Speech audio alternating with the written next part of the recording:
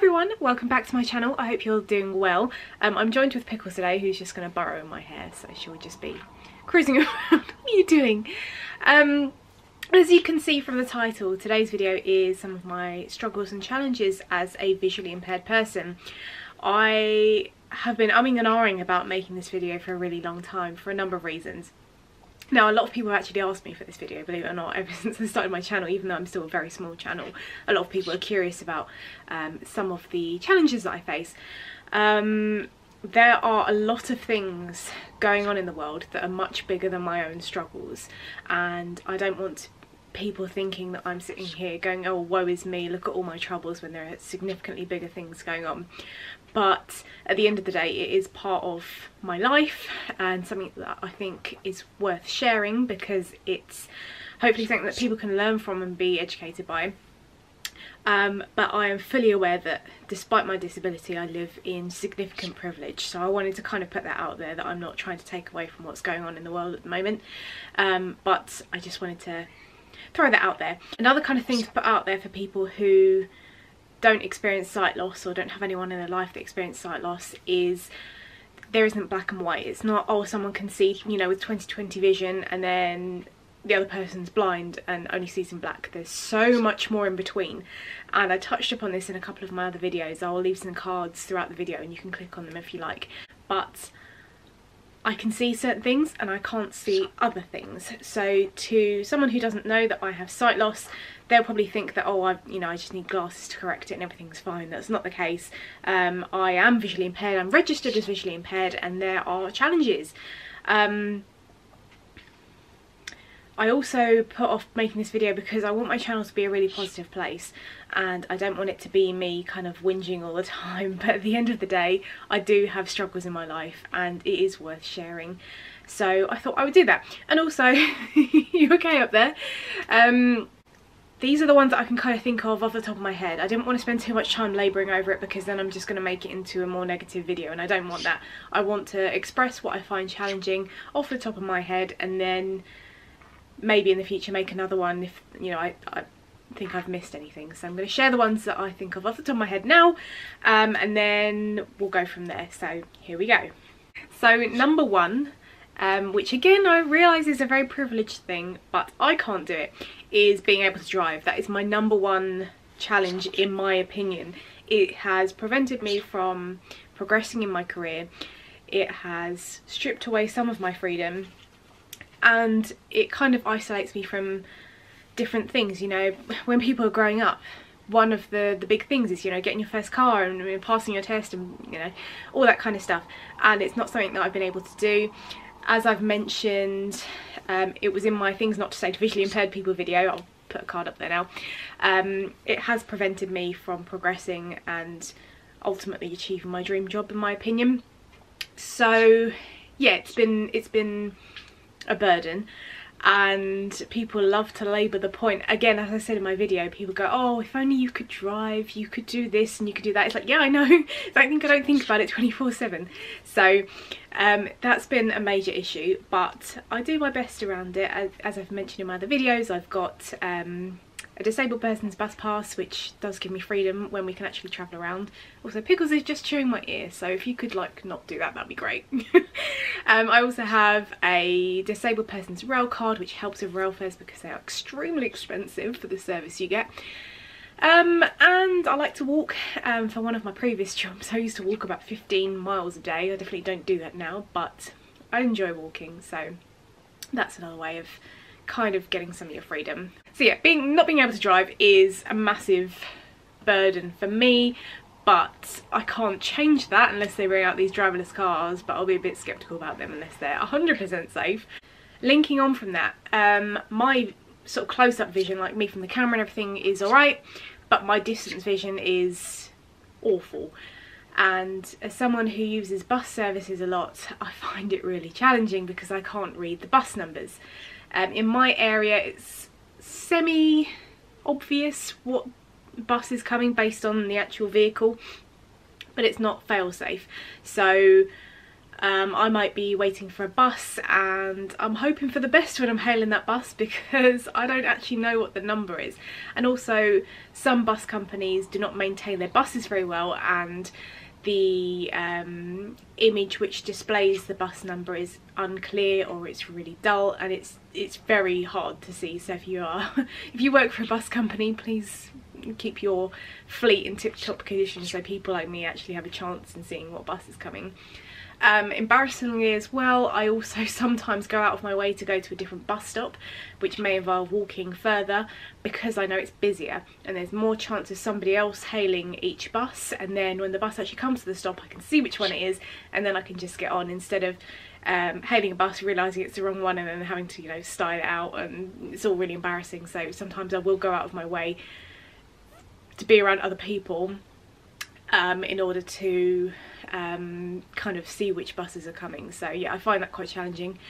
Train boards can be a bit of a pain as well. I have to walk kind of right up to the train board to see what's going on, and some people give you kind of weird looks like, why are you coming near me, when actually all I want to do is look at the train times and which train's coming next. So that's another thing too. But yeah, anything any further away than like me and my laptop and me and this camera, I just can't see in any kind of detail. So I find that quite challenging. And I think also linking on from that, just making it even broader, when, you know, somebody you ask somebody, for example, oh, where is this or where's that, they go, oh, it's over there, and it's like, over where? I don't know where that is because everything over there is blurry. So maybe if you're giving instructions to someone, just be quite specific in where over there is, so that'd be great.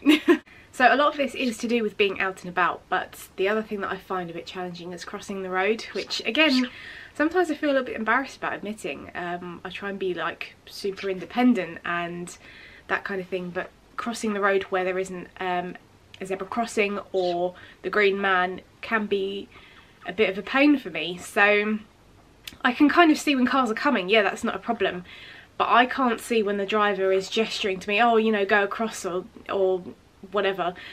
Sometimes they do it and I just stand there because I can't see, and then they get really sort of impatient or frustrated because I can't see that they're asking me to go, so they don't have to stop fully.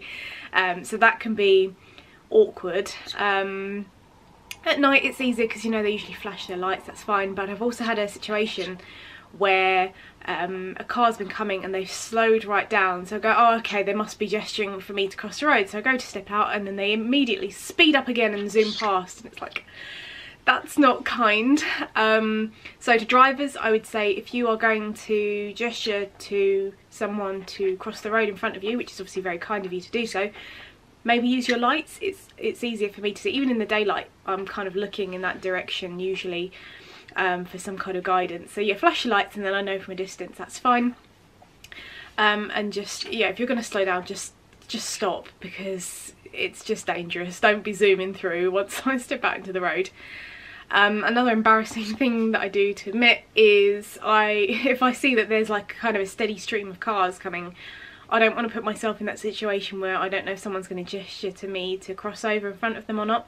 So I'll just keep walking down that road until I know there's no more cars coming, and sometimes there'll be like 6-7 cars that are all queuing up. It might be because they're going to turn a certain direction and they're all kind of waiting, but I will walk right to the back of that queue of traffic so I don't have the awkwardness or the uncertainty of knowing whether someone's going to allow me to cross. So I'll walk all the way down this road just to cross over and then walk all the way back up again to go in the same direction. So that's another thing, and I guess I shouldn't really be embarrassed about admitting this kind of stuff because it's a way of making my issue with my vision a little bit easier. I know it looks a bit unusual when I do it, but it works for me, so I guess I'm not embarrassed because I've just said it, so there you go.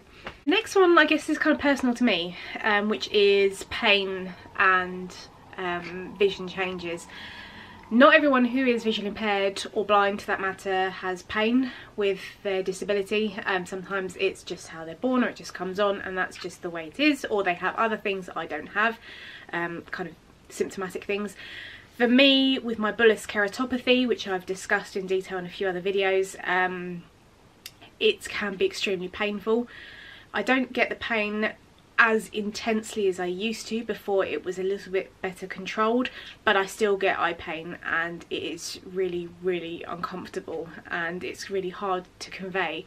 And also with eye pain, it doesn't always look like you have eye pain. You know, eye pain isn't always red eyes and streaming. Sometimes it is just excruciating pain that's within the eye, and that's really hard to explain sometimes, because I do wonder if people think that I'm just, you know, putting it on, but I'm not. I wouldn't wish eye pain on anyone. It is very uncomfortable.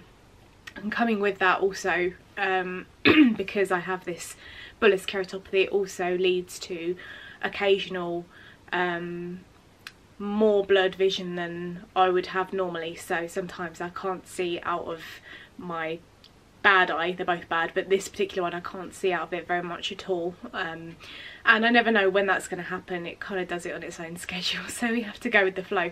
But that can be challenging, especially when I need to do a lot of reading, or I need to do computer work, or, you know, edit these videos, for example, or whatever it might be that I need to do, and then my eye just decides that today's the day that we're gonna have a bad one. So yeah, it really gets in the way, not only dealing with the actual symptomatic stuff of blurry eyes and pain, but actually it interfering in my day-to-day life. I don't know if you could hear her, she's just like screaming in my ear. But I thought I'd put that one in there because it is related to my vision, but it's not because I'm visually impaired. It is and it isn't, but it's something that is a big issue for me, so I thought I would mention that today.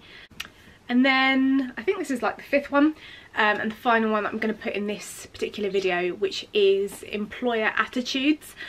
I was actually having a chat with another person who is visually impaired and works in the animal industry, and it's really challenging. I expect in any industry, because if you tell a potential employer that you are visually impaired, they immediately put you in this box, and they think that, oh, you're going to cause them so much aggro because you're going to need things changed for you, and we're going to have to change the way we do things, and that's too much effort, so let's go with a different candidate for a job.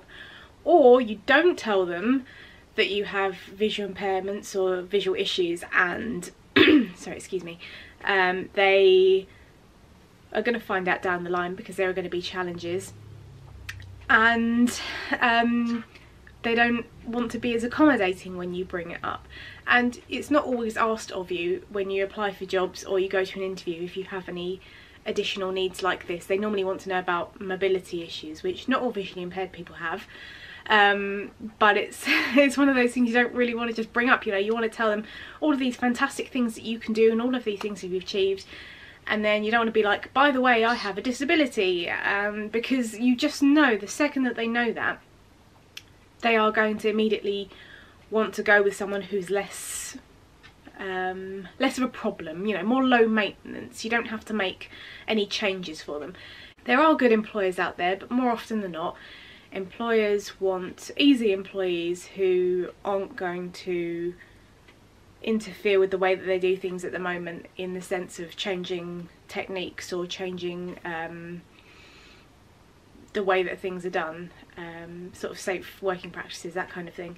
And this isn't putting all employees in a box, because I know that there are employers who are fantastic, but I have been discriminated against by an animal employer purely for my vision, and they made it quite, they were vague and bold at the same time in the way that they expressed that my vision impairment would be a real burden on them employing me. They did offer me a 0 hours contract, and I would have to be ready to work at the drop of a hat, and that is because I'm visually impaired, and I very kindly said no thank you, because I'm worth more than that. I just thought I'd throw that out there, because it can be a real struggle, and there are so many companies who promote that they're fantastic with diversity and X, Y and Z and happy to employ people, but actually are they? Yes and no. I think a lot of it can be a bit of a front, and I'm very happy to hear any stories that you want to put in the comments of employers who've been fantastic with you. Of course, please let me know. Let's praise the people who do it right. But unfortunately, there are a lot of people who, or employers, shall I say, who are doing it wrong. In fact, while I've been filming here, I just remembered another one. So I'm just going to chuck it in now just at the end, which is light sensitivity. Not only with my eye conditions, but just in general, I have quite a lot of light sensitivity. So when I'm out and about in the sun, I'm usually having to wear a baseball cap. I did waste a lot of money getting prescription sunglasses, hundreds of pounds, to find that my eyes just will not adjust to a second pair of glasses. So I just can't wear them. I've tried wearing glasses, like sunglasses you can just buy in the shop over the top of these glasses, but because they are so thick and curved, they just don't sit right. So I have to wear baseball caps, which I'm learning to style out. I don't think it's the most stylish for my taste, but I don't really get a choice. I have got a Game of Thrones one that I borrow from David, shall I say, so that works. But yeah, light sensitivity can be a real pain in the summer because you just want to go out and enjoy being out and about outside, and it makes it really challenging and quite painful. So I thought I'd put that out there. Also, sometimes in places like supermarkets as well, that can be a bit triggering for light sensitivity because it's very bright in there. So that's another thing. So as I said, as I'm filming, you know, these things keep reminding me of some of the challenges. However, as I have said in one of my, I guess, videos I'm most proud of, there are positives to being visually impaired. It's not all doom and gloom. There are ways of spinning things around to understand that, you know, there are things to be appreciative for. There are things that we can be happy about when we're visually impaired. So I'm going to put the card up there now, whichever side it is. I'm going to link it in the description. Please go and watch that video if you are visually impaired, or you know people who are visually impaired, or you'd like to be educated as well as to how having a disability doesn't have to be doom and gloom. We can find the positives in being visually impaired. And Pickles features in it too, so why wouldn't you want to go and have a little peek, eh? So that brings me to the end of the video. Thank you so much for sticking around and taking the time to watch it. As I said, I didn't want this to be a doom and gloom video. I didn't want it to take away from any of the issues that are going on in the world at the moment, but it is surprisingly a highly requested video, and it is part of my life, so I wanted to put it out there. If you are visually impaired, let me know in the comments some of the things that you find challenging, and we can discuss it together. You never know, we might even come up with a solution. And also, why not let me know some of the things that you find great about being visually impaired, because there are definitely things that you can find that are positive. I found 10 of them, so if I can find 10, I'm sure you can find maybe at least one. So let's go in the comments, let's have a chat. Pickles is here, ready to hear all of your opinions. But from me and Pickles, thank you so much for watching. Take care and see you later.